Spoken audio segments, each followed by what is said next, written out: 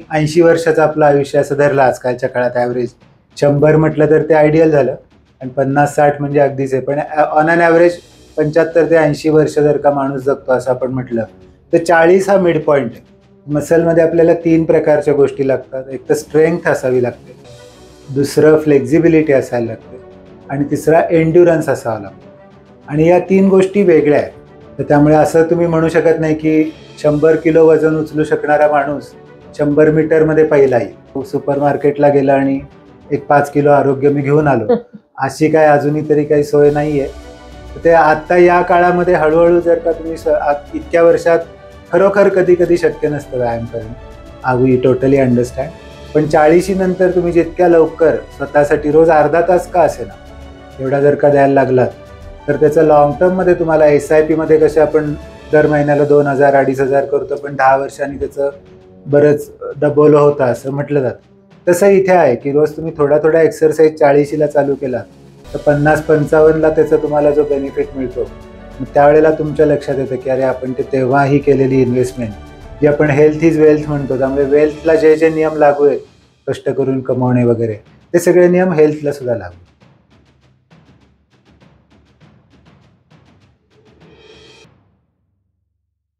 नमस्कार, स्वागत आहे तुम्हा सगळ्यांचं अर्हम आयुर्वेद या आपल्या यूट्यूब चॅनलमध्ये. सगळ्या प्रेक्षकांना माहितीच आहे आपण आरोग्य मंथन नावाची पॉडकास्ट मालिका सुरू केलेली आहे आणि यामध्ये आपण वेगवेगळ्या तज्ज्ञांना बोलवत असतो. आजचा विषय खूप इंटरेस्टिंग आहे. 40 म्हटलं की बरेचदा बदललेल्या जबाबदाऱ्या, बदललेलं वय आणि बदललेली मनस्थिती असं सगळ्यांना वाटतं. तुम्हाला या बाबतीत काय वाटतं? तुम्ही 40च्या मागचे पुढचे असाल तरी 40 मध्ये शरीरामध्ये किंवा आरोग्यामध्ये होणारे जे बदल आहेत त्या बाबतीत तुम्हाला उत्सुकता असेलच. आणि हाच आपला आजचा विषय आहे. 40 नंतर आरोग्याची काळजी कशी घ्यावी किंवा 40 नंतर दिनचर्येमध्ये काही बदल करणं आवश्यक आहे का, ते कोणते, याविषयी आपण चर्चा करणार आहोत. आणि आजच्या या आरोग्य मंथन मालिकेमध्ये तुमचं सगळ्यांचं स्वागत आहे. आज आपल्या बरोबर आहेत डॉक्टर रणजित निंबाळकर. त्यांचं मी मनापासून स्वागत करते. नमस्कार. आरोग्य मंथन या नावाचा अर्थ तुम्हाला माहिती आहे सगळ्यांना की तज्ज्ञांच्या चर्चेमधून जे मंथन होतं त्यातून आयुर्वेदाचं किंवा आरोग्याचं अमृत तुम्हा सगळ्यांना मिळावं हा आपला उद्देश आहे. आतापर्यंतच्या भागांना तुम्ही खूप छान प्रतिसाद दिलेला आहे आणि आजचा भाग तुम्हाला नक्की आवडेल ही मला खात्री आहे. मी डॉक्टर रणजित निंबाळकर यांचं आपली अर्हम आयुर्वेदची काही प्रॉडक्ट्स देऊन स्वागत करू इच्छिते. धन्यवाद. थोडक्यात ओळख करून देते. डॉक्टर रणजित निंबाळकर पुणे इथून MD झालेले आहेत आयुर्वेदामध्ये. PhD आहेत. दोन्ही पदव्या ज्या आहेत त्या आयुर्वेदिक रोगनिदान या विषयामधल्या आहेत. BA आणि MA संस्कृतमध्ये केलेलं आहे त्यांनी. PGDCR केलेला आहे क्लिनिकल रिसर्चमध्ये. त्यांचा शिक्षण क्षेत्रातला अनुभव खूप प्रदीर्घ आहे, 21 वर्षांचा, आणि संशोधनातला अनुभव सुद्धा प्रदीर्घ आहे. माझे कॉलेजमधले सहकारी आणि सिनियर आहेत रणजित सर. कर्करोग विषयक आयुर्वेदीय संशोधन प्रकल्पात वाघोली इथल्या पुणे आयुर्वेद हॉस्पिटल रिसर्च सेंटरमध्ये त्यांनी काम केलेलं आहे. संजीवन हॉस्पिटल पुणे इथे 2 वर्ष ICUचे रजिस्ट्रार म्हणून त्यांचा अनुभव आहे. आयुर्वेदाच्या प्रचार प्रसारासाठी अमेरिका आणि युरोप सारख्या देशांमध्ये त्यांनी अनेक व्याख्यानं दिलेली आहेत. त्यांच्या विशेष तज्ञतेची कार्यक्षेत्र म्हणजे कर्करोग, PCOD, ऑटोइम्युन आजार, लठ्ठपणा, सोरायसिस इत्यादी. आंतरराष्ट्रीय वैज्ञानिक जर्नलसाठी समीक्षक म्हणून रणजित सर कार्यरत आहेत. अनेक आंतरराष्ट्रीय वैज्ञानिक जर्नलमध्ये त्यांच्या केस रिपोर्ट्स आहेत ते पब्लिश झालेले आहेत. आणि विशेष ओळख करून द्यायला आवडेल म्हणजे आमचा हा सिनियर सहकारी जो आहे तो long distance running, marathon, cycling, पोहणं, ट्रेकिंग, गिटार वादन, भाषा शिकणं अशा वेगवेगळ्या छंदांमध्ये नुसता काय म्हणायचं त्याला शिकवू नाही तर प्रवीण आहे अगदी. आणि आम्ही सगळेजण त्याच्याकडे पाहून या बाबतीत खूप शिकत असतो. तर आज रणजितचं स्वागत करताना मला खूप आनंद होतोय. धन्यवाद. खूप खूप स्वागत. मलाही आनंद होतोय. खरं या ह्याच्यामध्ये विषय एकदम छान आहे आणि खरंच आवश्यक आहे आजच्या काळामध्ये सगळ्या समाजाला किंवा जितकं आपल्याला हे करता येईल त्यातनं मंथन जसं आपल्या नावातच आहे तेवढं आपण करायचा नक्की प्रयत्न. येस. वळूया आजच्या विषयाकडे. खरंच 40चा टप्पा वैद्यकीय दृष्ट्या महत्वाचा आहे का, त्या बाबतीत काय वाटतं? खरं आता 40 आपला आजचा विषय आहे म्हणून, पण खरं म्हणजे आयुष्याचे असे टप्पे असतातच. आपल्या अगदी संस्कृतीमध्ये पण आहेत. म्हणजे तुम्ही जर का म्हणायला गेलात तर 16वं वरीस धोक्याचं असतं किंवा गद्धे 25 असते. आणि 60 बुद्धी नाठी असते. ह्याचे जे 3 टप्पे आहेत, म्हणजे तसं म्हटलं तर 40शीचा तसा संबंध काही ह्याच्यात नाही. पण हा तुम्ही जर का बघितलं 25 आणि 60 याच्या बरोबर मधोमध हा टप्पा आहे. तर जिथं आपण जर का तुम्ही 80 वर्षाचं आपलं आयुष्य असं धरलं आजकालच्या काळात ॲव्हरेज, 100 म्हटलं तर ते आयडियल झालं आणि 50-60 म्हणजे अगदीच आहे. पण ऑन अन ॲव्हरेज 75 ते 80 वर्ष जर का माणूस जगतो असं आपण म्हटलं तर 40 हा मिड पॉईंट आहे. तर तिथपासनं आपण तो वरती पर्वत चढतोय, समजा पीकला पोचलो ट्रेकिंगच्या भाषेत, आणि नंतर आपला उतार सुरू होणार आहे. तर उतार दोन्ही दृष्टीने आवश्यक असतो, की आपल्याला थोडासा स्पीड पण घेता येतो. चढताना कसे आपण दमछाक करत नाही, आपल्या आयुष्याला कसं वेगवेगळे ध्येय असतात, कमिटमेंट असतात, ध्येय किंवा आपल्याला काहीतरी मिळवायचं असतं, त्याच्यासाठी प्रचंड कष्ट चालू असतात. बाकी सगळ्या गोष्टी सेकंडरी असतात. 40शीत आपण पोचलो की बहुतांश वेळेला आपण बऱ्यापैकी अगदी 100% जरी नाही तरी एक 60-70% आपल्या आयुष्यात जे काही गोल असतो तो आपण मिळवलेला असतो, आणि इथून पुढे तो जरा मेंटेन करायचा आणि अजून काही मिळवता आलं तर बघायचं, असं एक जनरल असतं. त्याच वेळेला थोड्या जबाबदाऱ्या पण वाढलेल्या असतात. मुलांची नेमकी शिक्षणाची वय, समजा ऑन अन ॲव्हरेज 28 ते 30 वर्षी मुलं होतात असं म्हटलं तर 40मध्ये मुलं 10-12 वर्षाची झालेली असतात. मग त्यांचं पुढचं शिक्षण, त्यांची आर्थिक तरतूद. त्याच वेळेला आपले आई वडील सुद्धा आपल्या बरोबर असतील तर त्यांची वय 60-70 या रेंजला पोचत गेलेली असतात. म्हणजे ती जबाबदारी, ही जबाबदारी. त्याच वेळेला लग्न होऊनही 15-20 वर्ष झालेली असल्यामुळे त्याच्यातही कधी कधी एक तोचपणा येणं, असं सुद्धा त्यात थोडंसं होऊ शकतं. आणि माझं काय, मी अजून इतक्या इतरांसाठीच जगतो, पण माझं काय, असं एक सेल्फ त्याच्यातनं जो असतो तो सुद्धा असतो. म्हणजे इतक्या प्रकारची घुसळण या सगळ्या ह्याच्यामध्ये 40च्या टप्प्यावर असते.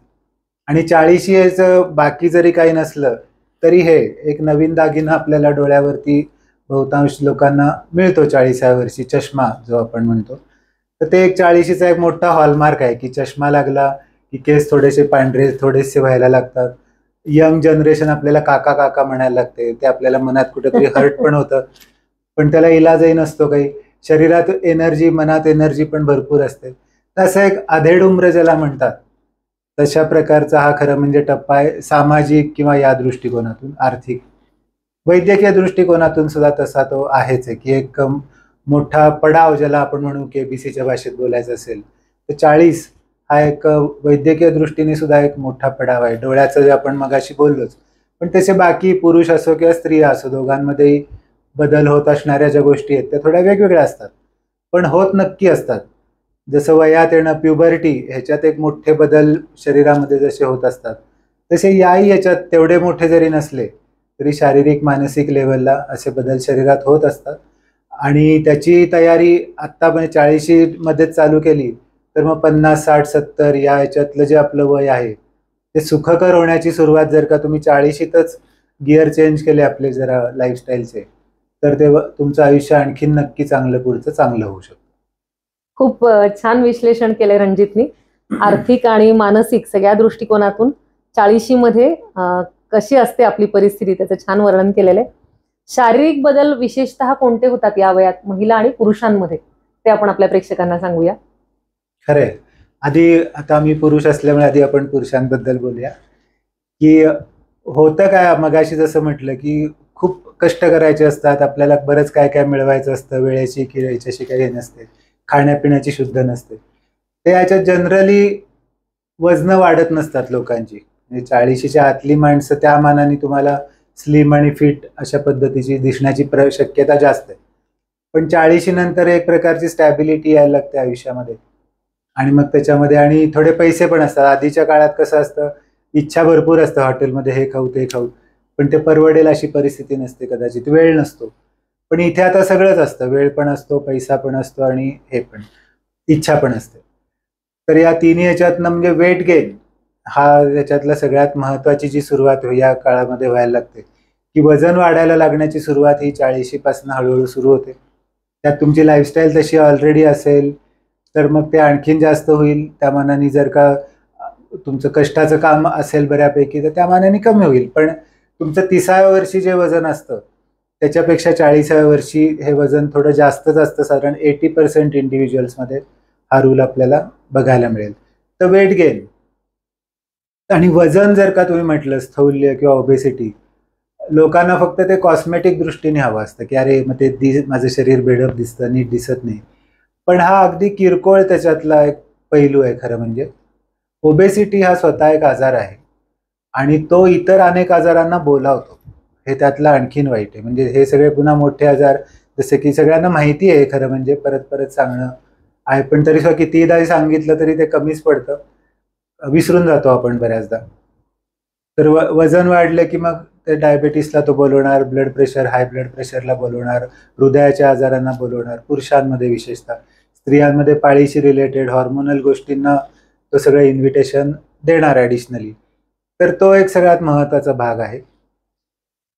आणि दुसरं म्हणजे स्ट्रेस या काळामध्ये फिजिकल स्ट्रेस कमी आणि मेंटल स्ट्रेस जास्त असं एक होण्याची बऱ्यापैकी शक्यता असते. कारण तुम्ही 40व्या वर्षापर्यंत तुम्ही ज्या कुठल्या फील्डमध्ये असाल त्या थोड्याच्या वरच्या लेवलपर्यंत पोहोचलेले असतात. तर त्यामुळे तुम्हाला कामं करण्यापेक्षा कामं करवून घेणं आणि ती वेळेमध्ये पुन्हा सबमिट करणं किंवा जे तुमच्या कामाचं स्वरूप असेल, पण स्ट्रेसचं प्रमाण नक्की त्या काळामध्ये वाढलेलं असतं. तर त्या स्ट्रेसमुळे मग पुन्हा आणखीन थोडंसं खाणं जास्त होणं असं होऊ शकतं. काही जणांना जर का व्यसनं असतील तर ती व्यसनं पुन्हा पीकला जाण्याचं वय सुद्धा हे 40शीच आहे या सगळ्या दृष्टीने. स्त्रियांमध्ये जर का बघायला लागलं तर अजूनही मेनोपॉज बऱ्यापैकी लांब असतो, पण डिलिव्हरीज वगैरे जनरली होऊन गेलेल्या असतात. तर त्यामुळे त्या लेवलला एक स्थैर्य असतं आणि थोडीशी फिमेल जेनायटल सिस्टीम ज्याला आपण म्हणू ती थोडीशी काय लेझी पण झालेली असते. तर त्याच्यात पाळीशी रिलेटेड काही तक्रारी अशा असू शकतात की लवकर येते, उशिरा येते, ब्लिडिंग जास्त होतं आणि काही काही वेळेला इमोशनल डिस्टर्बन्सेस काही काही जणींना वाटतं आता माझी 40शी झाली. बऱ्याचदा मनाचं पण असतं की लोकांना वाटतं बापरे मी आता 40 झालो किंवा झाले म्हणजे आता आमचं वय व्हायला सुरू झालं. तर असं काही नसतं खरं म्हणजे. अगदी ही सुरुवात आहे. आत्ताच जर का तुम्ही काही काही स्वतःमध्ये छोटे छोटे बदल केले डाएटमध्ये, लाईफस्टाईलमध्ये, तर तुम्ही अगदी 17व्या वर्षी सुद्धा 40शीचेच वाटू शकता. तर ते करणं मात्र महत्वाचं आहे. म्हणजे 40 हा फक्त आकडा आकडा आहे. एज इज आणि नॉट आपण हे बरेचदा म्हणतो बरं का, आणि ते पुन्हा पुन्हा अवेअरनेस त्या बाबतीत ठेवण्याची गरज आहे. कारण आपण बरेचसे वृद्ध तरुण बघत असतो आणि तरुण वृद्ध बघत असतो, जे मनानं एनर्जेटिक असतात, एन्थुसियास्टिक असतात, नवीन शिकत राहतात, दिनचर्या चांगली ठेवतात, असे लोक कुठल्याही वयात तरुण असतात. आणि जे लोक शिकणं सोडून देतात, वय हा आकडा धरून बसतात आणि त्यामुळे उदास किंवा निराश होतात, असे लोक तरुणपणात वृद्ध होतात. आणि हे आपण सध्या आजूबाजूला पाहतोच आहोत. त्याला रणजितनं छान स्पर्श केलेला आहे. एक असं कॉमनली म्हटलं जातं की तरुण वयात माणूस आरोग्य खर्च करून पैसे मिळवायला बघतो, राईट, आणि नंतरच्या वयात मग ते पैसे खर्च करून आरोग्य मिळवायला बघतो. आणि या दोन्ही गोष्टी होणं शक्य नसतं की तुम्ही एक वेळ आरोग्य खर्च करून पैसे मिळवू शकाल एक वेळ, पण पैसे खर्च करून कधीही आरोग्य मिळत नाही. आरोग्य तुम्हाला विकत घेता येत नाही. पैसे जसे तुम्हाला कष्ट करून घाम गाळून मिळवायला लागतात, तसं आरोग्य सुद्धा तुम्हाला कष्ट करून म्हणजे व्यायाम करून घाम गाळून मिळवणं हेच एवढा एकच मार्ग असतो. सुपरमार्केटला गेला आणि एक 5 किलो आरोग्य मी घेऊन आलो अशी काय अजूनही तरी काही सोय नाहीये. ते आता या काळामध्ये हळूहळू जर का तुम्ही इतक्या वर्षात खरोखर कधी कधी शक्य नसतं व्यायाम करणं, वी टोटली अंडरस्टँड. पण 40शी नंतर तुम्ही जितक्या लवकर स्वतःसाठी रोज अर्धा तास का असेना एवढा जर का द्यायला लागलात तर त्याचं लॉंग टर्ममध्ये तुम्हाला SIP मध्ये कसे आपण दर महिन्याला 2,000 2,500 करतो, पण 10 वर्षांनी त्याचं बरंच डबल होतं असं म्हटलं जातं. तसं इथे आहे की रोज तुम्ही थोडा थोडा एक्सरसाइज 40शीला चालू केला तर 50-55ला त्याचा तुम्हाला जो बेनिफिट मिळतो, मग त्यावेळेला तुमच्या लक्षात येतं की अरे आपण ते तेव्हाही केलेली इन्व्हेस्टमेंट जी आपण हेल्थ इज वेल्थ म्हणतो, त्यामुळे वेल्थला जे जे नियम लागू आहेत कष्ट करून कमवणे वगैरे ते सगळे नियम हेल्थला सुद्धा लागू. खूप छान बोललास की आरोग्य विकत मिळत नाही. आणि हे मी वारंवार पेशंटना किंवा प्रेक्षकांना पण सांगत असते. बऱ्याचदा असं असतं की डॉक्टरांकडून खूप अपेक्षा असतात की डॉक्टरांनी आपल्याला आरोग्य द्यावं, म्हणजे औषधं द्यावीत आणि आरोग्य मिळवावं. पण तसं कधीच नसतं. उलट औषधमुक्त जीवन हे खरं आरोग्याचं लक्षण आहे. आणि आपल्या चॅनलमधून म्हणा, अशा चर्चांमधून म्हणा, हे पोचवण्याचा उद्देश आहे की औषधमुक्त दीर्घ जीवन जे आहे, म्हणजे आजार नको, औषध नको आणि फिटनेस हवा, हे जर अंतिम गोल असेल तर त्या दृष्टीने काय टप्पे असले पाहिजेत आयुष्यातले त्याच्यावर आपण चर्चा करत असतो.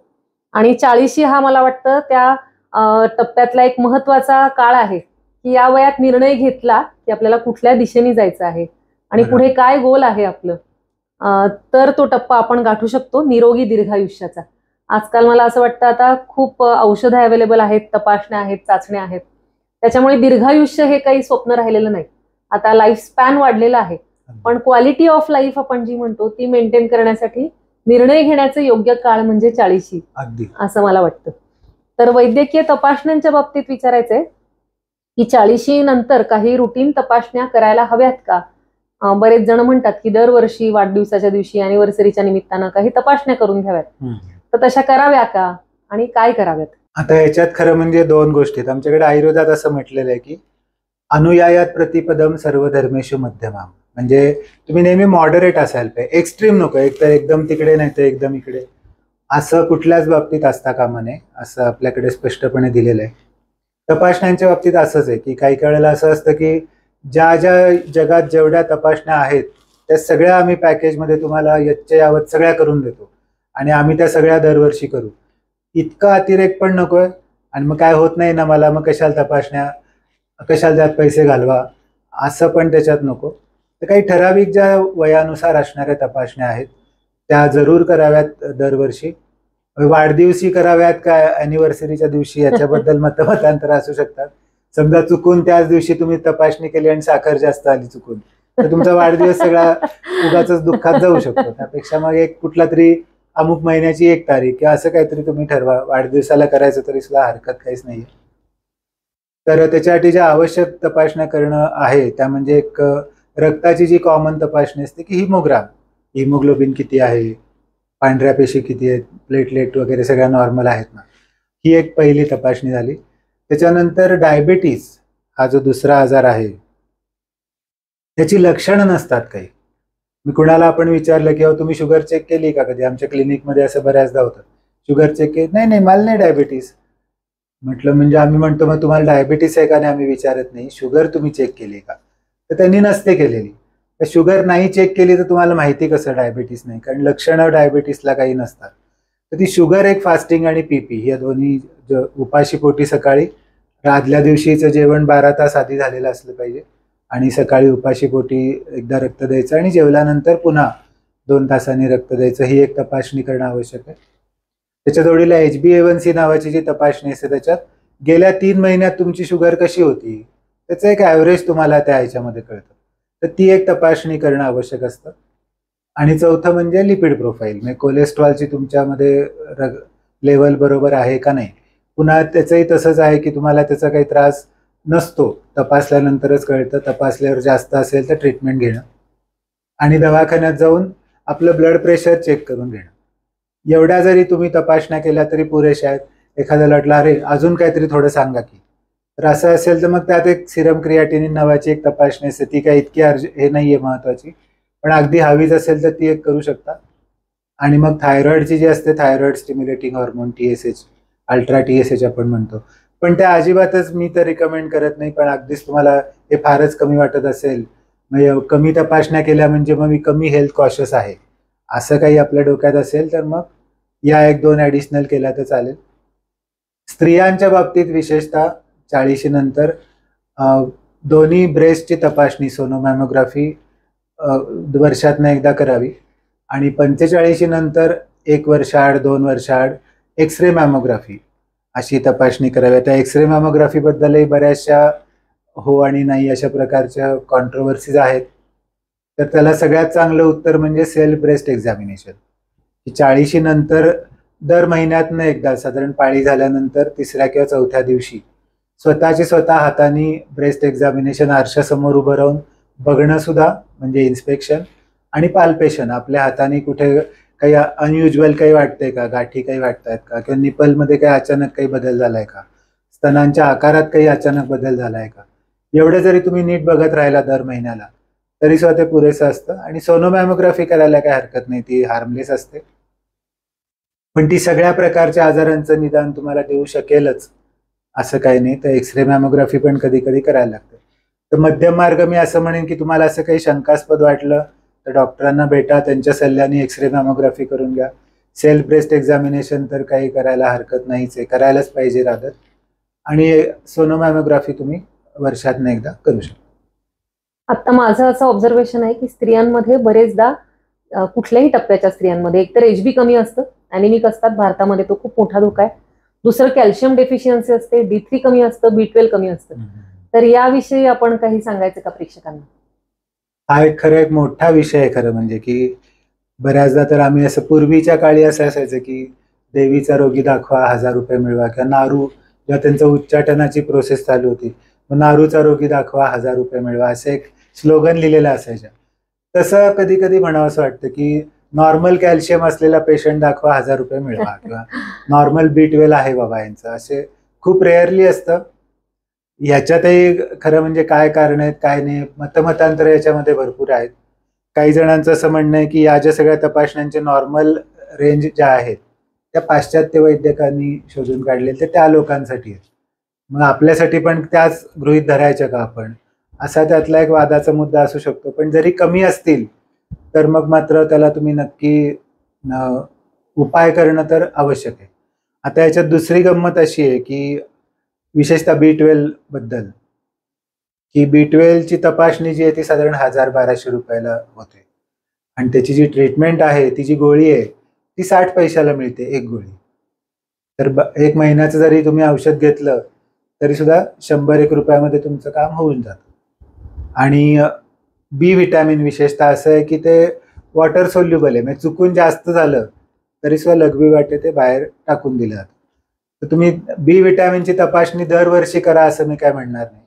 एखाद वेळ म्हणजे फायनान्शियल दृष्टीने आपण बघायला गेलं तर एकदा सुरुवातीला करा. असं तुम्हाला वाटलं की खूपच कमी आहे तर मग तुमच्या डॉक्टरांना भेटा, त्यांच्या सल्ल्याने मग ते तुम्हाला सांगतील की इतक्या दिवसांनी हे तुम्ही औषध घ्या. आता पुढचा मुद्दा येतो की मग आहारातनं नाही का भरून काढता येणार. तर त्याच्यात थोडंसं आजकालच्या काळात आपलं असं झालंय की पूर्वीचं जे अन्न जसं सकस असायचं, त्याला कस असायचा एक प्रकारचा, तसा आता त्या मानाने नाहीये. आणि B12 हे जे आहे हे फक्त प्राणीज अन्नामधनंच आपल्याला मिळतं. तर ओरिजिन प्राणीज पाहिजे. वनस्पती ओरिजिन मधल्या कुठल्याच ह्याच्यामध्ये बी विटॅमिन तितकंसं नसतं. मग ते दुधात असतं बी विटॅमिन असं म्हणतात, पण ते बी दूध सुद्धा जरी आपण त्याला व्हेज म्हणत असलो तरी ते प्राणीज आहे. त्यामुळे तसं घेणं. आता त्याच्यात पुन्हा गंमत अशी आहे की दुधावरती एवढं प्रोसेसिंग झालेलं असतं, पाश्चरायझेशन, त्यातलं फॅट काढलेलं असतं, टोंड असतं, सेमी टोंड, ते दुधाचे एवढे प्रकार असतात. आणि आपण पिणार किती पिऊन पिऊन, एखादा कप 2 कप, तर ते तेवढं खरंच पुरेसं होईल का नाही अशी कुणालाही शंका येणं त्याच्यामध्ये योग्य आहे, म्हणजे चुकीचं नाही त्याच्यात काही. तर त्या ह्याच्यात जर का लागलं तर मग तसं वेळोवेळी तसं सप्लिमेंटेशन घेणं. पण यातला सगळ्यात पहिला महत्वाचा हेडलाईन रूल एवढा आहे की स्वतःच्या मनाने काय नाही, सेल्फ मेडिकेशन नाही. ते डॉक्टरांना बापरे आता एवढीशं 60 पैशाची गोळी लिहून दिली त्याच्यासाठी 500 रुपये घेतले, असं आपल्या जे मनात कॅल्क्युलेशन, ह्याचे कसले पैसे असं जे वाटत असतं. युट्यूबवर किंवा ह्याच्यावर बघून आपल्याला काही असे सल्ले पण मिळू शकतात कधी कधी, ते चुकीचे असतात असं नाही मला म्हणायचं. पण हे आहे की ही तुम्ही गोळी घेतली पाहिजे, पण तुम्ही नेमकी घेतली पाहिजे का, घेतली तर किती घेतली पाहिजे, की किती दिवस घेतली पाहिजे, कधी नाही घेतली पाहिजे, ह्याच्यातले जे इफ आणि देन जे असतात ते तुमच्या इंडिव्हिज्युअल केससाठी काय आहे हे त्या डॉक्टरला तुमच्याशी इंटरॅक्शन केल्यानंतर कळू शकतं. की वन साईज फिट्स ऑल असा काय नियम या बाबतीत आपल्याला लावता येत नाही. तर त्यामुळे कधी त्यांच्या सल्ल्याने कुठलंही मेडिसिन घेणं हे खूप जास्त आवश्यक आहे. म्हणजे मी तरी असं रिकमेंड करीन या ह्याच्यामध्ये. आणि आमचा व्यवसाय वाढावा अशा दृष्टीने नाही, तर खरोखरच तुम्हाला त्या ट्रीटमेंटचा, मेडिकेशनचा फायदा व्हावा या गोष्टीसाठी. तर जशी जशी सप्लिमेंटेशन लागतील, डी विटॅमिनचे तसंच आहे.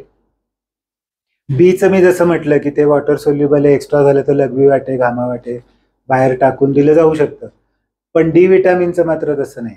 मग ते जर का डी म्हणा, ए म्हणा, ही जी विटॅमिन आहेत ही जरुरीपेक्षा जास्त झाली तर त्याचे विषारी पण परिणाम दिसू शकतात.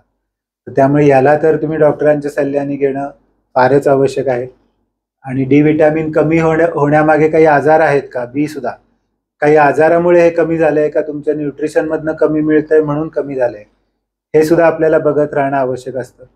कारण नाही तर कधी कधी समजा आजार आहे एखादा, एक उदाहरण घ्या, असं ड्रम आहे समजा, ड्रमला एक बारीक छोटंसं भोक आहे खाली, मग ते पाणी संपून गेलं, मग तुम्ही काय म्हटलं, अरे पाणी संपलं मग भरूया, भरलं, ड्रम वर आला, थोड्या वेळाने पुन्हा रिकामं. तर ते जोवर जे छिद्र आहे खाली ते जोवर तुम्ही बंद करत नाही असं भरत किती दिवस राहणार, आणि असं छिद्र आहे का नाही हे बघायचं काम अर्थातच डॉक्टरांचं आहे. तुमचा हिमोग्रामचा रिपोर्ट बघूनही ते तुम्हाला सांगू शकतात की असं काही आहे का, अजून काही तपासणी आपल्याला करायला लागतील का. तर त्यामुळे अगदीच स्वतःच सगळं करणं असंही नको, आणि अगदीच एवढंसं झालं की लगेच पळ. मग अशी जे आपण म्हटलं मध्यम मार्ग हा आपल्या विशेषतः 40शीला आपण आयुष्याच्याही मध्यावरच आहे, त्यामुळे त्या काळात तर मध्यम मार्ग असणं फारच आवश्यक आहे. माझं असं एक ऑब्झर्वेशन आहे, आता रणजितनी सांगितलं तसं, की B12 कॅल्शियम नॉर्मल असलेले पेशंट्स मिळणं दुर्मिळ आहे आजकाल. तर त्याच्या मागे आहारातल्या कमतरता आहेत, आपली जीवनशैली आहे ज्याच्यामध्ये खूप जागरण आहे किंवा धावपळ आहे, स्ट्रेस आहे सगळ्यांना खूप. आणि आणखी एक महत्वाचं ऑब्झर्वेशन असतं की ज्यांना खूप पित्त असतं त्यांच्या बाबतीत आयुर्वेदानुसार आवश्यक घटकांचं ऍब्सॉर्प्शन कमी होतं. म्हणजे खूप पेशंट्स आपल्याला सांगतात की आम्ही सकाळी वाटीभर सुकामेवा खातो, मग अमुक फळं खातो, मग अमुक गाईचं अगदी शुद्ध दूध घेतो, सगळं सेंद्रिय अन्न खातो, आणि तरी सुद्धा व्हिटॅमिन डेफिशियन्सी असते किंवा काही ना काही तक्रारी असतात, ज्याला आपण आजार नाही म्हणू शकत पण तक्रार मात्र असते, आणि त्यांना त्याची लक्षणं जाणवत असतात. तर अशा वेळी त्याला एक अंडरलाईन फॅक्टर असा असतो आयुर्वेदामधला की त्यांना अपचन आहे किंवा पोटाच्या काही तक्रारी किंवा विशेषतः पित्त आहे. कारण 40 हा जो आहे तो पित्ताचा काळ आहे आयुर्वेदानुसार, आणि सध्या ऍसिडिटी किंवा आम्लपित्त ही इतकी कॉमन समस्या आहे, आणि त्यासाठी अँटासिड्स ओव्हर द काउंटर घेतले जातात, ऍसिडिटी दाबून टाकली जाते, आणि त्याच्यामुळे नंतर ह्या डेफिशियन्सीज होऊ शकतात, ज्याचे दीर्घकाळ जर डेफिशियन्सी राहिली तर आजारात रूपांतर होऊ शकतं. अगदी त्यामुळे डॉक्टरांच्या सल्ल्यानेच त्याचं मूळ कारण काय आहे ते समजून घेणं खूप महत्वाचं आहे. उगाच सप्लिमेंट्स घेत राहणं योग्य नाही, तर त्याचं मूळ कारण ट्रीट करणं महत्वाचं आहे. आणि आयुर्वेद या बाबतीत खूप छान सोल्युशन देऊ शकतो, कारण बरेचदा पचनामध्ये किंवा त्याच्या ऍब्सॉर्प्शन मध्ये म्हणजे शोषणामध्येच अडचणी असतात, फक्त सप्लिमेंट्स घेऊन त्या पुरेशा सॉल्व्ह होत नाहीत. हा खूप महत्वाचा मुद्दा आहे खरा. मी क्लिनिकमध्ये बऱ्याचदा पेशंटना सांगताना असं सांगतो की नुसतं चांगलं खाणं पुरेसं नाही. ते तुम्ही खाल्लं ते तोंडातनं पोटात गेलं बरोबर आहे, पण ते पोटातनं शरीरात पण तसं जातंय का नाही हे तितकंच महत्वाचं आहे. त्याला आम्ही एक साधं उदाहरण देतो की समजा तुम्ही एकदम समजा 40 रुपये किलो गहू मिळतो एक ॲव्हरेज क्वालिटीचा, तुम्ही समजा 100 रुपये किलोवाला गहू आणला आणि दळायला दिला, पण ती गिरणी चांगली नाही आहे आणि मग पीठ त्यातनं काय बरोबर आलं नाही, आणि मग तुम्ही त्याची चपाती करायला गेलात तर ती चांगली होईल का? कदाचित नाही होणार, मोस्टली नाही होणार. आणि तुम्ही 40 काय 25 रुपयाचा गहू घेतला पण गिरणी एकदम छान आहे, मग पीठ एकदम मस्त मऊसूत पडलं, तर सुद्धा कदाचित त्या गव्हाची चपाती सुद्धा 100 रुपयावाल्या गहूपेक्षा जास्त चांगली होऊ शकेल. तर ती जी मधली गिरणी आहे त्यालाच आयुर्वेदात ग्रहणी असं नाव आहे, की तुम्ही जे काही खाता ते कन्व्हर्ट करून शरीरात पोहोचवायचं काम ती करते. त्यामुळे काय खाल्लं हे जितकं महत्वाचं आहे तसं तुमची घेण्याची, म्हणजे ज्याला ॲसिमिलेशन असं आधुनिक शास्त्रात म्हणतो आपण, ते जे खाल्लेलं आहे ते शरीरात नीट ओढलं जातंय का नाही हे सुद्धा तेवढंच महत्वाचं आहे. त्याच्यावरती सुद्धा काम करणं आवश्यक आहे. डाएट जसं सुधारतो आपण, चांगलं खाणं आपण घेऊन खाऊ शकतो, पण पुढचं जे आहे त्याच्यासाठी मगाशी पुन्हा जे आपण बोललो गोल फिरून आपण पुन्हा तिथेच येतो, तो म्हणजे व्यायाम आणि लाईफस्टाईल. या दोन गोष्टींचं प्रचंड महत्व आहे. आहाराविषयी आपण नेहमीच बोलत असतो चॅनलवर. मी बरेचदा सांगत असते, प्रत्येक गोष्टीचे गुणधर्म सांगत असते, आणि त्यामुळे बरेचदा प्रेक्षकांचं कन्फ्युजन होऊ शकतं की सगळ्याच गोष्टी चांगल्या आहेत, पण त्या गोष्टी नुसत्याच चांगल्या असून उपयोगाचं नाही. आपली पचनशक्ती, त्याच्यावर प्रोसेस करण्याची आपली क्षमता कशी आहे ते महत्वाचं आहे. आणि म्हणून बरेचदा मी डाएट प्लॅन देत नाही, किंवा बरेच डॉक्टर्स आहेत जे अनुभवी आहेत, डाएट प्लॅन खूप महत्वाचा नाहीये, कारण डाएट प्लॅन प्रत्येकाला देऊन त्याची पचनशक्ती जर चांगली नसेल तर तुम्ही कितीही चांगला डाएट प्लॅन दिला तरी त्याचं रूपांतर तुम्हाला रिझल्टमध्ये दिसत नाही. त्यामुळे इथे आहाराबाबतीत डॉक्टरांकडून अशी अपेक्षा असते की पिन पॉइंट आहार द्यावा, की सकाळी उठून इतकं खा, इतक्या प्रमाणात 1 ग्लास दूध घे, मग अमुक तमुक सुकामेवा खा, मग इतक्या वाजता इतकं जेवण कर, मग पुन्हा 4 वाजता इतकं खा. तसा डाएट प्लॅन मी स्वतः तरी सुचवत नाही. त्यापेक्षा तुमची पचनशक्ती वाढवण्याकडे जर लक्ष दिलं तर तुम्ही जे काही खाताय त्याच्यातून तुम्हाला आवश्यक ते सप्लिमेंट्स, प्रोटीन्स, विटॅमिन्स सगळं नक्की मिळणार आहे.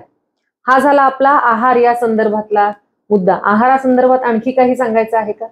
आहाराच्या बाबतीत जसं आता स्मिता म्हणाली ते अगदी योग्य आहे, की असं आपल्याला मगाशी आपण जे म्हटलं की वन साईज फिट्स ऑल असं सगळ्यांना होऊ शकत नाही, आणि एकाच माणसाला तो आयुष्यभर असं खा असंही होऊ शकत नाही. कधी कधी त्याचं काम जास्त असतं, कमी असतं, स्ट्रेस असतो, सीझन असतो. उन्हाळ्यात आणि पावसाळ्यात आणि हिवाळ्यात एकच प्रकारचं डाएट आपण देऊ शकत नाही. मग ह्याला काही साधे नियम आहेत का? तर साधे नियम आयुर्वेदात खूप चांगल्या चांगल्या पद्धतीने दिलेले आहेत. तर त्यात सगळ्यात ते पहिलं असं म्हणतात की खाताना तुम्ही पोट फाटेपर्यंत खायचं नाही, गच्च भरेपर्यंत काय खायचं नाही. तर आमच्याकडे असं म्हटलंय की तुम्ही पोटाचे 4 भाग आहेत असं जरा गृहीत धरा, आणि त्याच्यातले 3च भाग आपल्याला अन्न आणि पाण्याने भरायचे. म्हणजे प्रिसाइसली 2 भाग अन्नाने भरायचे, 1 भाग पाण्याने, आणि 1 भाग रिकामा राहायला पाहिजे. आता हे आपल्याला कसं कळणार? तर की एवढं तरी आपण लक्षात ठेवू शकतो की मी अजून 2 घास खाऊ शकतो, एवढं फिलिंग असताना जेवणावरनं उठलं पाहिजे. आणि पाणी जे साधारण आहे त्याच्याशी सुद्धा काही संबंधित व्हिडिओ असतात की साधारणपणे 200 ते 300 ml पाणी आपल्याला जेवण चालू असताना मध्ये मध्ये पिलं जाणं फार आवश्यक आहे. बऱ्याचदा काय जेवण झाल्यानंतर 1 तासाने पाणी प्या किंवा आधी प्या नंतर प्या असं काय काय सांगितलं जातं, पण जेवण चालू असताना पण पाणी पिलं जाणं खूप आवश्यक आहे. थोडंसंच, खूपही नाही जास्त प्यायचं आपल्याला, 200 ते 300 ml. हे पहिलं आहे. आणि दुसरं आपल्याकडे असं सांगितलंय की 3 तासाच्या आत काही खाऊ नये. पहिलं तुम्ही अन्न घेतलं 9 वाजता, समजा तुम्ही ब्रेकफास्ट केला, तर 12 वाजेपर्यंत तरी कमीत कमी काही खायचं नाही असं आपल्याकडे आहे. आणि 6 तासापेक्षा जास्त उपाशी पण राहायचं नाही. तर यामध्येन भुंजीत यामद्वयान्न लंघयेत असं आपल्याकडे दिलंय की तुम्ही 9 वाजता एकदा जर का जेवला असेल तर 3 वाजायच्या आत तुम्ही खाल्लेलं असलं पाहिजे काहीतरी, आणि 12 पर्यंत काही खायचं नाही. म्हणजे थोडक्यात काय, 12 ते 3 या वेळात, म्हणजे आयडियली 1, 1.5, 2 ही तुमची जेवणाची वेळ दुपारची असायला पाहिजे. आणि तिथून पुढे पुन्हा 6 तास म्हणजे 8, 8-8:30च्या आतमध्ये तुमचं रात्रीचं जेवण झालेलं असलं पाहिजे. तर समजा तुम्ही 8 वाजता ब्रेकफास्ट करणार असाल, विच इज आयडियल टाईम, मग 8, 1 आणि 6-7 या आयडियल वेळा असू शकतात. पुन्हा रात्रीचं जेवण झाल्यानंतर कमीत कमी 1.5 ते 2 तास आपली झोपेपर्यंत जायला पाहिजे. म्हणजे असं नाही की मी 12 वाजता जेवलो मग आता 2 पर्यंत जागतो रात्री, असं नाही. जेवण लवकर करणं आवश्यक आहे. आणि त्याच्यानंतर तुम्ही झोपला तर महत्त्वाचं तुमचं अन्नपचन तुम्ही जागे असताना होऊन गेलेलं असतं. आणि मग जेव्हा तुम्ही झोपता तेव्हा बाकी शरीराला जशी विश्रांती मिळते, पचनशक्तीला पण विश्रांती मिळते. नाही तर तुम्ही रात्री जेवता लगेच झोपता, मग ते अन्नपचनाचं काम, ते डायजेस्टिव्ह सिस्टीमचं चालूच असतं, आणि सकाळी उठला की पुन्हा खायला, मग त्याला कधी विश्रांती मिळणार? मग त्याच्यातनं मग इंडायजेशन होणं, ॲसिडिटी होणं, या गोष्टी होत असतात. तर हा एक कायम लक्षात ठेवण्याची गोष्ट आहे की झोपायच्या आधी 2 तास आपलं जेवण झालेलं असलं पाहिजे. त्याच्यातनं सुद्धा तुम्हाला बऱ्याचशा चांगल्या, वजन जे पुट ऑन होतं त्याच्या मागचं हे महत्त्वाचं कारण आहे जेवल्यानंतर लगेच झोपणं. आणि रात्रीचं जेवण आपलं कमी पाहिजे थोडंसं, दुपारचं जेवण मॉडरेट, आणि ब्रेकफास्ट पण चांगल्या पद्धतीने, किंवा ब्रेकफास्ट आणि लंच तुम्ही आयदर ऑर केलं तरी चालेल. ब्रेकफास्ट जास्त, लंच कमी, किंवा ब्रेकफास्ट कमी, लंच जास्त. पण डिनर मात्र आपलं जेवढं कमी असेल तेवढं सगळ्या दृष्टीने चांगलं असतं.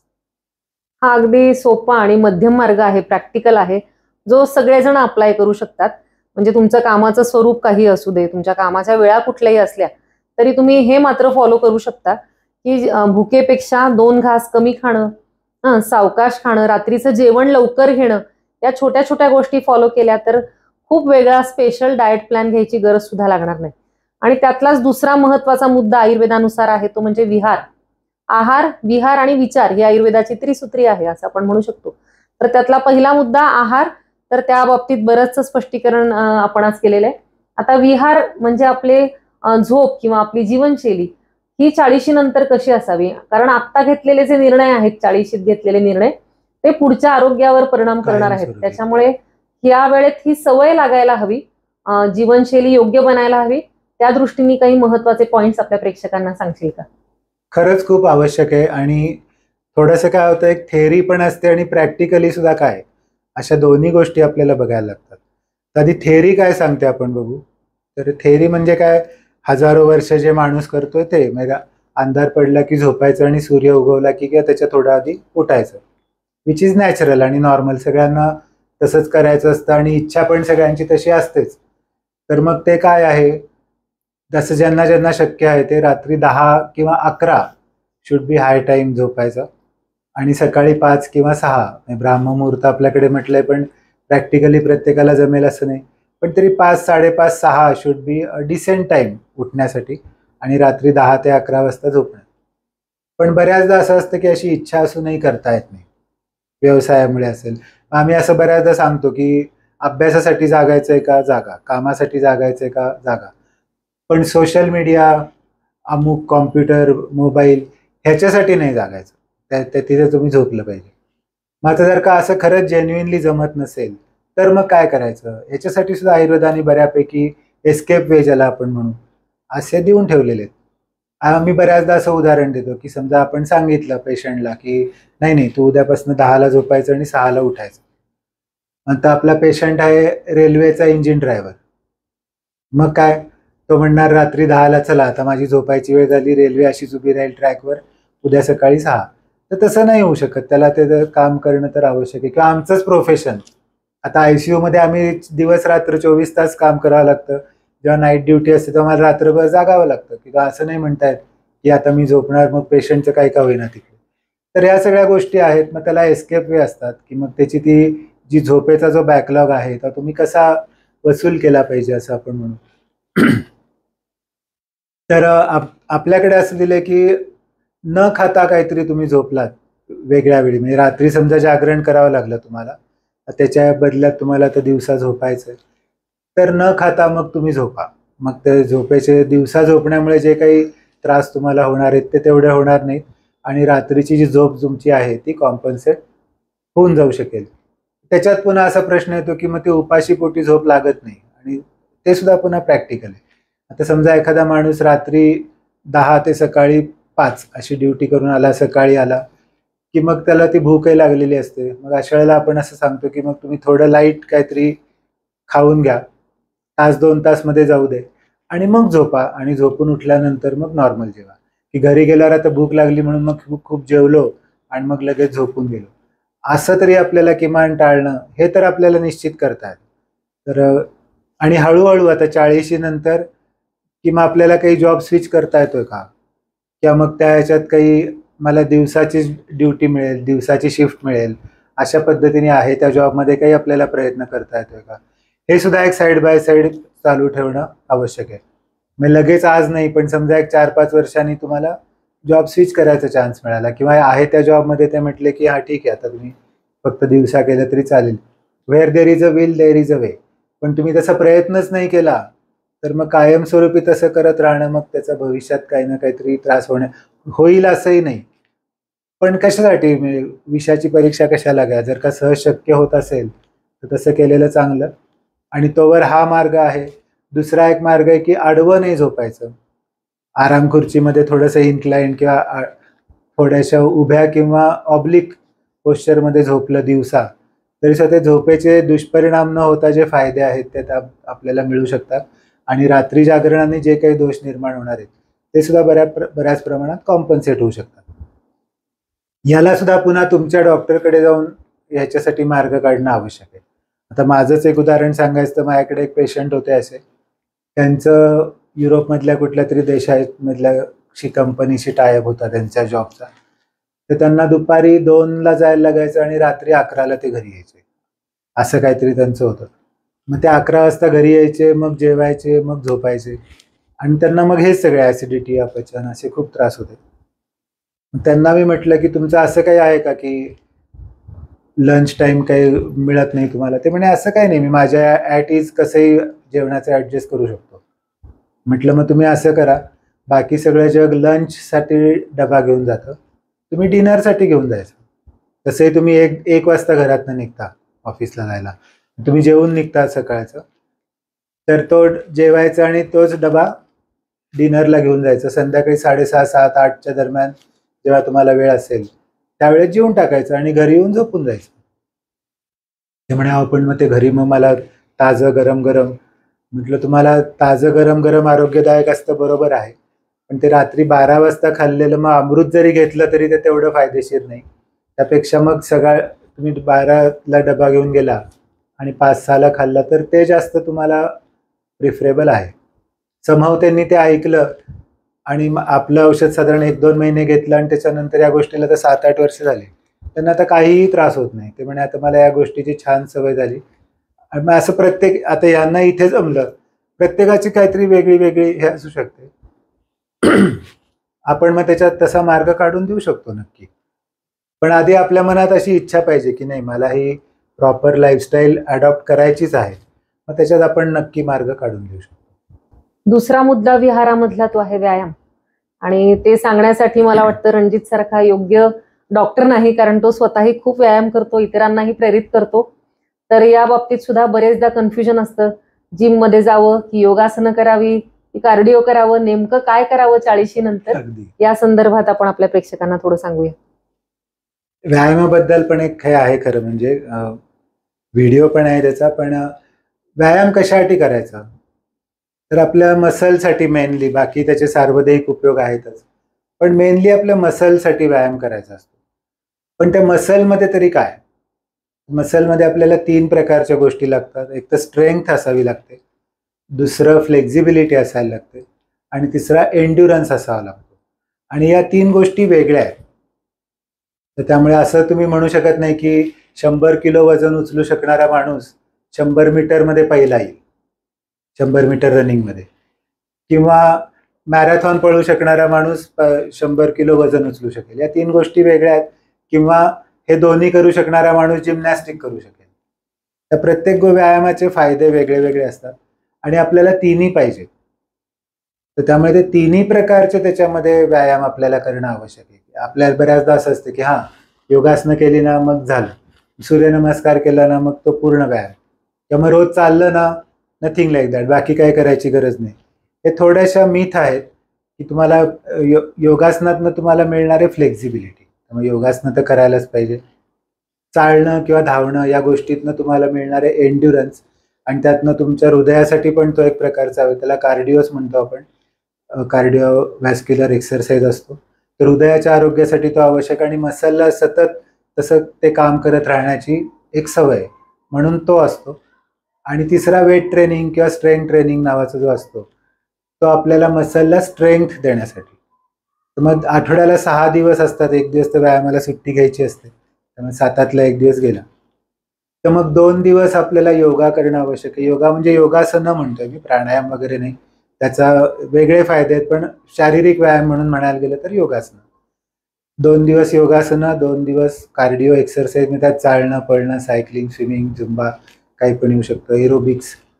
आणि 2 दिवस जिम, वेट ट्रेनिंग सारखे व्यायाम, किंवा नुसते आपल्या शरीराच्या वजनाचा वापर करून सुद्धा ताकद देणारे कॅलिस्थेनिक्स नावाचे व्यायाम असतात. मग सोमवार, मंगळवार, बुधवार तिघांचा एक सेट, पुन्हा बुधवार, गुरुवार, शुक्रवार या तिघांचा एक सेट. असं जर का तुम्ही केलं आलटून पालटून, तर त्याचा एक सर्वांगीण फायदा आपल्याला, सगळ्या गोष्टी तुम्हाला त्याच्यातनं अचीव होऊ शकतात. नुसतं जिम करून आपण नुसती अशी तब्येत केली पण त्याला फ्लेक्झिबिलिटी नसेल तरी आपल्याला हे फिटनेस म्हणून त्याचा आपल्याला काय उपयोग नाही. तुम्ही तशा स्पर्धेत काही भाग घेणार असाल तर गोष्ट वेगळी, पण डे टू डे लाईफमध्ये आपल्याला जे पाहिजे तिन्ही गोष्टी, तर त्या तिन्ही गोष्टींसाठी 3 व्यायाम करणं आवश्यक आहे. आम्ही नेहमी उदाहरण देतो की जेवण म्हणजे आपण नुसतीच भाजी खात नाही किंवा नुसती चपाती खात नाही, ते सगळं असतं. चपाती, भाजी, वरण, आमटी असते, भात असतो, पापड असतं, लोणचं, चटणी, कोशिंबीर, एवढं सगळं खाल्लं म्हणजे मग आपल्याला त्या जेवणाचा जसा आनंद मिळतो.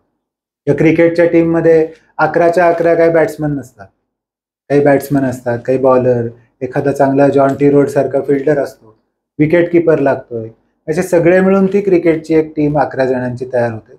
व्यायामाचंही असंच आहे की वेगवेगळ्या प्रकारचे व्यायाम एकत्र होऊन ती जी टीम होते आणि त्याच्यातनं मग आपल्याला तो जो आवश्यक फिटनेस आहे तो त्याच्यातनं मिळू शकतो. मला वाटतं आपल्या देशात त्या मानाने व्यायामाच्या बाबतीतला अवेअरनेस कमी आहे. करण्याची इच्छा असली तरी पण मोटिवेशन कमी पडतं, डिसिप्लिन कमी पडतो, आणि फिटनेस विषयीचा जो एक सर्वांगीण दृष्टिकोन आहे तो पण कमी पडतो. आणि म्हणूनच 40 नंतरचे जे वाढते आजार आहेत, बीपी आहे, शुगर आहे, हार्ट डिसिजेस आहेत, यांची राजधानी भारत बनतोय सध्या. नक्कीच त्याच्या मागे कारणं आहेत लाईफस्टाईल मधली, आणि हे एक महत्वाचं कारण आहे की अवेअरनेस नसल्यामुळे, डिसिप्लिन नसल्यामुळे कमी पडतात. तर ही शिस्त ठेवण्यासाठी काय करता येईल? अवेअरनेस नसतो असंही अगदी दरवेळेला मी नाही म्हणणार, अवेअरनेस पण असतो, पण शक्यही नसतं बऱ्याचदा, असंही होतं. आणि थोड्याशा काही अडचणी असल्या की मग जाऊ द्या, आपल्याला नाही जमत आणि मला काय गरज आहे असं एक थोडंसं असतं. मी रोज एवढं काम करतोच की, किंवा विशेषतः महिला वर्ग असतो ते म्हणतात मी रोज एवढा स्वयंपाक करते, मग माझा त्याच्यात कितीतरी व्यायाम होऊन जातो. तर त्याला इंग्लिशमध्ये छान शब्द आहेत, मराठीत इतके मला चांगले माहिती नाही. पण एक्झरसाइज आणि एक्झर्शन असे 2 वेगळे शब्द आहेत. त्याच्यात खूप जमीन आसमानाचं अंतर आहे. एक्झरसाइज तुम्ही जो करता तो नियमित असतो, कंट्रोल्ड असतो आणि तुमच्या ताकदीच्या मर्यादेत असतो. आणि एक्झर्शन हे काही नियमित नसतं. एखाद दिवशी तुम्हाला बस नाही आली, मग तुम्ही ऑफिसपर्यंत चालत जाता, मग त्या दिवशी तुमचं खूपच होतं.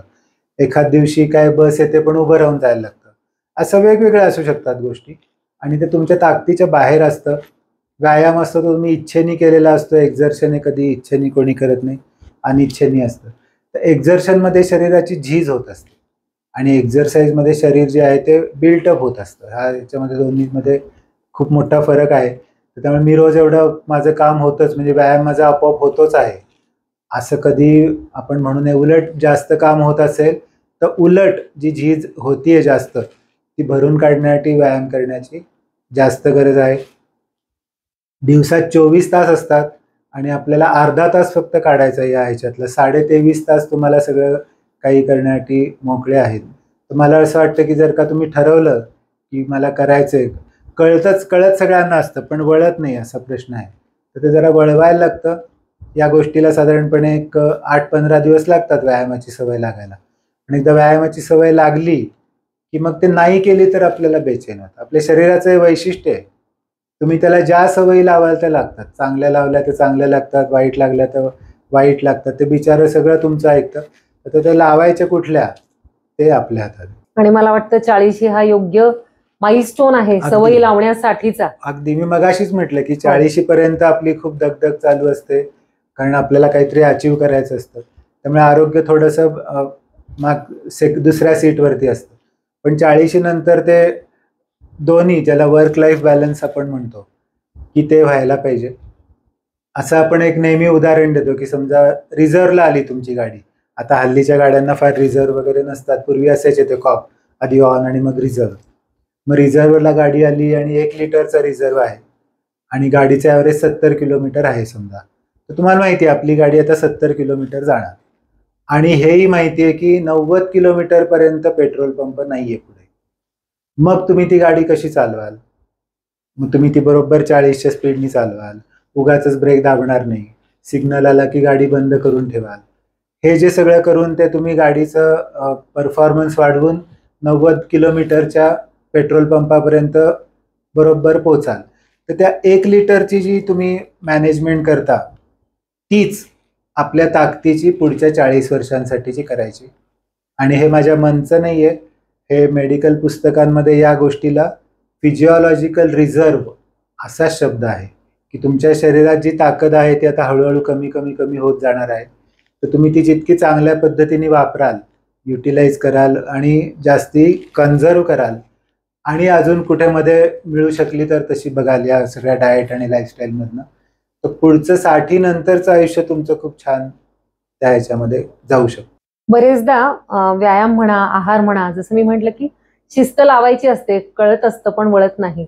यामागे कदाचित मानसिक आरोग्याचा किंवा विचारांचा एक महत्वाचा रोल असतो. खूप जास्त. आणि या काळात करिअर फटीग असतो, स्ट्रेस असतो, जबाबदाऱ्या काही पूर्ण झालेल्या असतात त्याचाही ताण असतो, काही व्हायच्या असतात त्याचाही ताण असतो. तर या मानसिक आरोग्याच्या संदर्भात आपण काही प्रेक्षकांना सांगू शकतो का? अगदी नक्की. ह्याला ही जी मनाची अवस्था आहे त्याला मिड लाईफ क्रायसिस असं नाव आहे. काही गोष्टी आपल्याला मिळालेल्या असतात पण काही अजून मिळवायच्या असतात. एखादी कळलेली असते की आता ही काय मला मिळणं शक्य नाही, याचं थोडंसं डिप्रेशन पण मनात असू शकतं. तसं एक विचित्रच कॉम्बिनेशन मनामध्ये झालेलं असतं. तर या सगळ्यासाठी मेडिटेशन ज्याला आपण म्हणू, थोडंसं ध्यान म्हणा, अगदीच काय साधू पुरुषांसारखं आपल्याला सगळं सोडून जायचं नाहीये, पण आपल्या मनासाठी एक कुकरला कशी एक शिट्टी असते, त्यात वाफ जी भरली गच्च की जी एक्सेस वाफ निघून जावी म्हणून शिट्टी असते. ती शिट्टी जर का चुकून नाही वाजली तर आणखीन एक त्याला एस्केप एक व्हेंट असतं. तर आपल्या मनात सुद्धा जी शरीरात जी वाफ कोंडलेली आहे, मनात विशेषतः, तर तिचं सुद्धा कुठे ना कुठेतरी व्हेंटिलेशन होणं आवश्यक असतं. तर या सगळ्यासाठी खूप छान दोन गोष्टी, म्हणजे वाईट मार्ग तर सगळ्यांना माहिती आहे की खूप स्ट्रेस किंवा हे म्हटलं की कुठल्या तरी व्यसनाच्या अधीन होणं आणि ते दुःख तात्पुरतं विसरून जाणं, हा बऱ्यापैकी राजमार्ग टाईपचा बरेच जण हे करतात. पण त्यापेक्षा जास्त चांगला मार्ग म्हणजे एखादा छंद जोपासणं. आणि छंद पुन्हा दोन प्रकारचे छंद असतात, काही छंद पॅसिव्ह असतात, काही छंद ऍक्टिव्ह असतात. आता म्हणजे काय, मला गाणी ऐकायला आवडतात, हे माझे छंद आहे ना हा छंद, पण हा पॅसिव्ह आहे. ह्याच्यात तुम्ही स्वतः काय करता, काहीच नाही, तुम्ही फक्त कानात हे लावून किंवा स्पीकर लावून गाणी ऐकता, किंवा मला छान छान हॉलिवूड बॉलिवूड कलात्मक पिक्चर बघायची मला हॉबी आहे, चांगली आहे, पण ती सुद्धा पॅसिव्ह आहे. तर एखादी पॅसिव्ह हॉबीच्या जोडीला एखादी ऍक्टिव्ह हॉबी पण आपल्याला असायला हवी. समजा ड्रॉइंग म्हणा, किंवा एखादं वाद्य वाजवणं, किंवा चित्र काढणं आपण म्हटलं ड्रॉइंग, किंवा खेळणं, अशा प्रकारचे काही जर का तुमच्या हॉबीज असतील तर ते कुकरच्या शिट्टीचं काम करतात, की आपला जो आतला जो स्ट्रेस असतो, स्ट्रेस बस्टर, त्यातनं मग ते आपल्याला बऱ्यापैकी रिलीफ त्या ह्याच्यातनं मिळून जातो. जर का तुम्ही खेळ ही जर का हॉबी ठेवली तर व्यायाम आणि हॉबी ही एकत्र होऊ शकते, मी तुमचा वेळ त्याच्यामध्ये वाचू शकतो. असं प्रत्येक ह्याच्यात आपल्याला काही ना काहीतरी ऍडजस्टमेंट, काहीतरी मार्ग काढून ते पाणी जे वाहतं करून देणं आपण म्हणतो तसं नक्की करता येऊन देऊ शकतं. खूप छान सांगितलं. हे पॅसिव्ह आणि ऍक्टिव्ह छंद जे आहेत, आता बऱ्याच जणांना मला वाटतं छंद सध्या एकच आहे, रील्स पाहणे. तर त्याच्यामध्ये आपला वेळही जातोय आणि आपली एनर्जीही जाते. शिवाय इतर दुष्परिणाम होत आहेत शरीरावर, मनाच्या आरोग्यावर, फोकसवर, ते आणखी वेगळे. त्यामुळे सर रणजित म्हणतोय तसं की काहीतरी ऍक्टिव्ह छंद असायला हवेत, ज्यामुळे आपली सर्जनशीलता किंवा क्रिएटिव्हिटी आहे त्याला वाव मिळेल, नवीन न्यूरॉन्सची जोडणी होईल आपल्या मेंदूमध्ये. 40 नंतर या गोष्टींकडे लक्ष द्यायला हवं की 60 नंतर आपलं मेमरी किंवा ब्रेन फंक्शन्स कसे चांगले राहणार आहेत. तर त्यासाठी अशा सवयी खूप महत्वाच्या आहेत, ज्यामध्ये आपल्या मेंदूला, आपल्या बुद्धीला काहीतरी चालना मिळेल. अगदी साधे साधे छंद आहेत, जसं कोडी सोडवणं आहे, गाणी म्हणणं आहे, किंवा स्वतः काहीतरी कृती करणं आहे, सर्जनशीलता आहे. यामुळे आपल्या ब्रेनला किंवा न्यूरॉन्सना चांगली चालना मिळते आणि त्यामुळे मेमरी किंवा फोकस चांगला राहतो. बऱ्याच न्यूरोलॉजिकल डिसऑर्डर्स पासून आपण वाचू शकतो, असं आधुनिक संशोधनात सिद्ध झालेलं आहे. तर हे खूप महत्वाची टीप आहे ही, की मानसिक आरोग्य सांभाळायचं असेल तर ऍक्टिव्ह छंद जोपासला पाहिजे. आयुर्वेदामध्ये या 40 नंतरच्या आरोग्यासाठी काही विशिष्ट दिनचर्या किंवा काही रसायन औषधी सांगितल्यात का, आणि त्याचा सगळ्यांनाच उपयोग होऊ शकतो का? अगदी नक्की. आता रसायन सुद्धा जे प्रकार आहे, आयुर्वेद जे आहे, मला असं बऱ्याचदा वाटतं की हे जे 3-4 हजार वर्षापूर्वीचं शास्त्र आहे ते त्यांनी हे 21व्या शतकासाठीच लिहून ठेवले. कारण त्याच्यात ज्या बऱ्याचशा गोष्टी दिल्या की रात्री जागरण करू नये वगैरे. आता जर का तुम्ही असा विचार केला की 4000 वर्षापूर्वी किती लोक रात्री जागत असतील, किंवा खूप जास्त एक्झर्सिव्ह काही करू नका, तर त्याच्यात किती त्यावेळेला एक्झर्शन असून असणार, किती मेंटल स्ट्रेस, मानसिक ताण आजच्या जगाशी तुम्ही कम्पेअर केला तर तेव्हा किती असणार. मग त्यांचं जे एक द्रष्टेपणा जो होता की 3-4 हजार वर्षानंतर सुद्धा अशा लोकांना वेगवेगळ्या गोष्टी येणार आहेत, हे त्यांनी त्यात ओळखून ठेवलेलं होतं.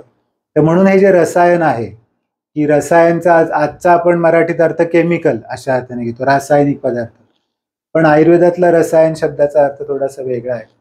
एक साध्या ह्याच्यात सांगायचं तर टॉनिक असं तुम्ही समजा, की शरीरात जे वेगवेगळे धातू किंवा टिश्यूज असतात त्यांना टॉनिक किंवा ताकद देणारी औषधं म्हणजे रसायन. तर ती हर्बल असतात बऱ्याचदा, काही सोनं चांदी अशी भस्म अशी पण असू शकतात. प्रत्येकच माणसाने सगळीच घ्यायला पाहिजे असं नाही. तुमची नेमकी कंडिशन कुठली आहे, कुठल्या टिश्यूला तुम्हाला जास्त काम करण्याची गरज आहे, तशा पद्धतीचं रसायन तुम्हाला सांगितलं जाऊ शकतं, असं पण आहे. पण त्याच्या जोडीला जे दुसरं आहे की ही द्रव्य चिकित्सा झाली, मी काहीतरी तुम्हाला मटेरियल औषध दिलं हे करायला, पण अद्रव्य चिकित्सा पण असते, म्हणजे तुम्हाला औषध काहीच दिलं नाही तर त्याला आचार रसायन नावाचं आपल्याकडे एक हे आयुर्वेदात देऊन ठेवलेलं आहे, की ते सुद्धा आपल्या शारीरिक आणि मानसिक आरोग्यासाठी खूप जास्त आवश्यक आहे. त्यात काही फार वेगळं नाही आहे. आपलं योग म्हणा किंवा आपलं हिंदू धर्म म्हणा किंवा कुठल्याही धर्मामध्ये जे सांगितलेलं असतं की खरं बोला, खरं वागा, चोरी करू नका, किंवा हे जे आचार रसायन, चांगलं वागणं आवश्यक आहे, इतर प्राणी मात्रांवर प्रेम करा, अशा ज्या सगळ्या गोष्टी आहेत त्या हळूहळू जर का आपण अंगीकारायचा प्रयत्न या काळापासून चालू केला तर ते, आणि डाएटमध्ये सुद्धा दुधा तुपाचं प्रमाण थोडंसं चांगल्या पद्धतीने ठेवणं, तर ते सुद्धा पुन्हा आजकालच्या काळात प्युरिटी हा एक मोठा इश्यू झाल्यामुळे आम्हाला जे मिळतं ते दूध प्युअर आहे का, तूप मिळतं ते प्युअर आहे का, हे सगळं आहेच आहे. पण एक आयडियल कंडिशनमध्ये आपण जर का विचार केला की असं गृहीत धरा की नाही आम्हाला आयडियल तूप मिळतं आहे, तर मग तेवढं किती खाल्लं पाहिजे, मग तुमचं फिजिकल मेंटल एक्झर्शन किती आहे त्यानुसार तुम्ही किती घेतलं पाहिजे असं त्याच्यातलं ठरवता येईल. दरवेळेला असं काहीतरी खूप मोठंच केलं पाहिजे असं काही नाही. रोज तुम्ही छोटा चेंज स्वतःमध्ये करत गेलात तरी पुढच्या 5 वर्षाच्या काळामध्ये त्याचा तुम्हाला खूप मोठा चांगला फायदा होतोय असं आपोआपच लक्षात येऊ शकतं. त्यामुळे काही वनस्पती औषधी, म्हणजे आता कोविडमुळे सगळ्यांना माहिती झाली ती म्हणजे गुळवेल. कोविडच्या काळात लोकांनी गुळवेल इतकी फस्त केली की ती एंडेंजर्ड व्हायच्या ह्याला आली होती की आता गुळवेल कुठे मिळतच नाही. पण ती लकीली त्याचं प्रोडक्शन चांगलं असल्यामुळे आता पुन्हा ती हे झाली. किंवा ते दालचिनी म्हणा, लवंग, असं काय काय लोक काढे बिडे कोविडच्या काळात बऱ्यापैकी घ्यायचे. तर असं सगळ्यांनीच सगळं घेतलं पाहिजे असं नाही. त्या माणसाची एक्झॅक्ट नीड काय आहे त्या ह्याच्यानुसार त्यांनी ते किती प्रमाणात घ्यायला पाहिजे. मग अश्वगंधा सगळ्यांना माहिती असते, ज्येष्ठमध म्हणजे मुलेठी नावाने आता सगळ्यांना आजकालच्या काळात सगळ्यांना माहीत असते. अशी सगळी रसायन, आवळा तर सगळ्यांनाच माहिती आहे, त्यात सी विटॅमिन असतं. अशी एक 8 ते 10 तर खूप फेमस औषधं रसायन कॅटेगरीतली आहेतच. ती पण आपण जशी जरूर असेल तशी घेऊ शकता. पण मला असं वैयक्तिक वाटतं की औषध ते शेवटी औषध आहे. ही औषधी काय आयुष्यभर घ्यायची काय गोष्ट नाही. आयुष्यभर काय घ्यायचं असतं तर आहार, विहार आणि विचार. आता जसं स्मिता म्हणाली, हे जे 3 गोष्टी आहेत तर त्या जर का तुम्ही चांगल्या ठेवल्यात तर जनरली औषधाची तितकीशी गरज पडत नाही. लागली तर आपण नक्कीच त्याच्यामध्ये, एखाद्याला खरंच खूप जास्त स्ट्रेस आहेच बाबा, ते नुसतं ह्यानी तो मॅनेज होणार का नाहीये, तर अशी रसायन टाईपची औषधं आपण त्यांना त्या स्ट्रेसचा काही पुढे जाऊन दुष्परिणाम होऊ नये म्हणून देऊ शकतो. किंवा एखाद्या याच्यात खरोखरच त्याचे मसल्स जरा वीक आहेत, व्यायाम करूनही तितका फरक नाही पडत आहे, तर मग त्याच्या जोडीला अश्वगंधासारखं किंवा शतावरीसारखं औषध, मग ते किती प्रमाणात घ्यायचं, काय किती दिवस घ्यायचं, अशा पद्धतीने आपण नक्की सांगू शकतो. कुठलाही प्रश्न असला तरी त्याला काही ना काहीतरी उत्तर अगदी निश्चित असतं. जसं वपू काळे त्यांच्या ह्याच्यात म्हणतात की कुठलीच जगातली समस्या अशी नाही की सुटणार नाही. त्याला 3च गोष्टी लागतात. कधी कधी त्याला पैसा लागतो, कधी कधी माणूस लागतो योग्य, किंवा कधी कधी त्याला वेळ द्यावा लागतो. या 3 गोष्टींच्या पलीकडे सुटणार नाही अशी समस्या काही जगात कुठली आहे असं मला वाटत नाही, असं वपू काळेंनी त्यांच्या एका पुस्तकात लिहिलेलं आहे. तर आपल्या आरोग्याशी संबंधित कुठलाही प्रश्न असला तर दरवेळेला सुटेलच असंही नाही, पण त्याच्या वाचून तुमचं अडणार नाही एवढं तर आपण त्याच्यात निश्चित मार्ग काढून देऊ शकतो. तसं रसायन विषयी सांगितलं, आता रसायन हे आयुर्वेदाचं बलस्थान आहे, तसं मला वाटतं दिनचर्या पण आयुर्वेदाचं बलस्थान आहे. म्हणजे छोट्या छोट्या दिनचर्यातल्या सवयी ज्या आहेत, जसं लवकर उठणं, लवकर झोपणं, जेवढं शक्य असेल तेवढं आपण करू शकतो. तसंच मला वाटतं नस्य आहे, पादाभ्यंग आहे, शिरोभ्यंग आहे, या अशा काही सवयी आहेत ज्या रोजच्या जीवनात आपण केल्या तर त्यांनी सुद्धा आरोग्यामध्ये बराच फरक पडू शकतो. म्हणजे बऱ्याच पेशंट्सना सध्या 40 नंतर केसांच्या तक्रारी सुरू होतात, डोळ्यांच्या तक्रारी सुरू होतात, किंवा खूप स्ट्रेस असतो. अशा वेळी अगदी साधं तुपाचं किंवा आल्मंड ऑइलचं, बदाम तेलाचं नस्य केलं रोज रात्री झोपताना, त्याला 2च मिनिटं लागतात, पण त्या नस्याने खूप छान फायदा होतो. तसंच शिरोभ्यंग आहे. बऱ्याचदा आजकाल लोकांना केसांना तेल लावायचा कंटाळा असतो, पण तो फक्त केसांसाठी नाही. शिरोभ्यंग नो चिपचिप, हा, पण ते फक्त केसांसाठी नाहीये, तर ते पूर्ण ऊर्ध्वजत्रू म्हणजे मानेच्या वरच्या भागाच्या पोषणासाठी आहे. पादाभ्यंग म्हणजे पायांना तेल लावणं फक्त पायाच्या तळव्यांसाठी नाही, तर पूर्ण वात कमी करण्यासाठी आहे. कारण याच्यानंतर पित्तानंतर वाताचा काळ सुरू होणार आहे, आणि वृद्धावस्था किंवा वाताचा काळ म्हणजे झीज होण्याचा काळ आहे. ती झीज होऊ नये म्हणून आधीपासून जर अशा सवयी असल्या तर त्याचा सगळ्या ज्ञानेंद्रियांना, कर्मेंद्रियांना आणि एकूण आरोग्याला नक्की चांगला फायदा होईल. इव्हन सगळ्या अंगाला सुद्धा महिन्यातनं एकदा तरी, आठवड्यातनं एकदा केलं तर, रोज केलं तर काय शक्य नाही समजा, पण आठवड्यातनं एकदा किंवा महिन्यातनं एकदा जरी सगळ्या अंगाला तेल लावून, जे आपण एकदाच फक्त दिवाळीला तेही करायचो म्हणायची वेळ आहे. आता दिवाळीला कोणी फार अभ्यंग स्नान करत नाही, पण अगदी कमीत कमी हिवाळ्यात 15 दिवसातनं एकदा, किंवा मग वर्षभर महिन्यातनं एकदा, किंवा वर्षभर आठवड्यातनं 15 दिवसातनं एकदा असं अंगाला नीट तेल लावून आंघोळ करणं. स्वतःची स्वतः लावलं तरी चालतं, नुसतं अप्लाय करायचं, आपल्याला काय मसाज करायचं नाही. पाठीचाच फक्त प्रॉब्लेम येऊ शकतो, बाकी तर सगळ्या अंगाला आपण लावू शकतो. आणि दरवेळेला औषधीच तेल पाहिजे असं काही नाही. जर आपल्याला काही मोठा आजार नसेल तर साध्या तिळाच्या तेलाने जरी आपण आपल्या अंगाला नुसतं लावलं आणि थोड्या वेळाने आंघोळ केली सुट्टीच्या दिवशी, तरी सुद्धा या सगळ्या छोट्या छोट्या गोष्टींचा खूप चांगला त्याच्यामध्ये इम्प्रुव्हमेंट होऊ शकतो. कारण केसांच्या बाबतीत मात्र मी एक सांगेन की केसांना तेल लावणं बऱ्याचदा म्हणजे आता रात्री करावं असं माझं वैयक्तिक मत आता झालेलं आहे. रात्री डोक्याला तेल लावावं आणि सकाळी केस धुवून टाकावे. कारण आता कसं झालंय, पोल्युशन इतकं झालेलं आहे, तुम्ही तेल लावून गेला की मग ती सगळी धूळ त्याला चिटकते आणि मग त्याचा आणखीन उलटा परिणाम होतो की काय, असं आता मला माझ्या प्रॅक्टिसमध्ये पेशंट बघून असं हे बरोबर असेल असं काय माझं म्हणणं नाही. पण रात्री जर का तुम्ही तेल लावलं त्याला झोपेलाही तुम्हाला चांगलं येऊ शकतं. फार फार तर उशीवरती काहीतरी फडकं बिडकं टाका, म्हणजे उशी तेलकट होऊ नये म्हणून. आणि सकाळी उठलं की तुम्ही केस धुवून टाकले की म्हणजे ते बाकी सगळे तेलकट म्हणतात, हाही विषय राहत नाही, त्याला धूळही काही चिटकत नाही आणि त्याचे बेनिफिट सुद्धा तुम्हाला मिळून जातात. तर ते शिरोभ्यंग ज्याला आपण म्हणतो, शिर म्हणजे डोकं आणि अभ्यंग म्हणजे तेल लावणे. डोक्याला तेल लावणं हाही एक खूप चांगला सवय आहे.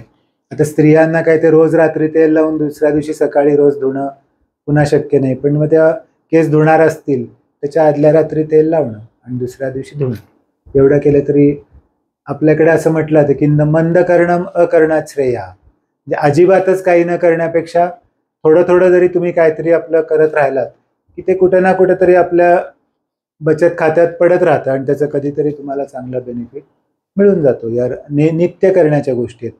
जसा अभ्यास वर्षभर करायचा असतो, परीक्षा आली की फक्त रिव्हिजन करणं आयडियली अपेक्षित असतं. आपण सगळेजण परीक्षेच्या आदल्या दिवशी 8 दिवस आधी अभ्यास करतो, वर्षभर काही नाही.